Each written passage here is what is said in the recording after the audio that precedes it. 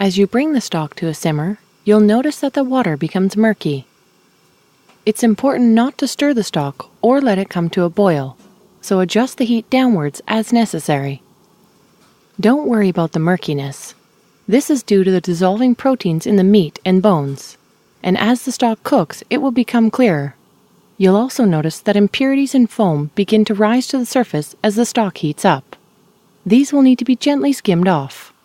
To do this, simply tilt the very edge of the ladle just underneath the fat and impurities, allowing them to run into the ladle like this. Skim until all of the impurities are removed. Remember not to let the stock come to a boil, or all of the fat and impurities will be emulsified into the liquid, making the finished stock cloudy. Think of mixing oil and vinegar. Once they are emulsified, they never really fully separate again. The vinegar, like the water in the stock, will never be as clear after being emulsified.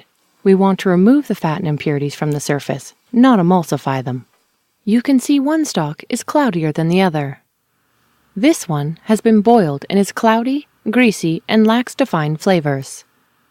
This simmered stock is clearer, less greasy, and has beautiful color and flavor. A good simmer occurs when you see tiny bubbles beginning to just break through the surface, like this. Continue to simmer for at least 30 minutes, skimming and adjusting the heat as necessary.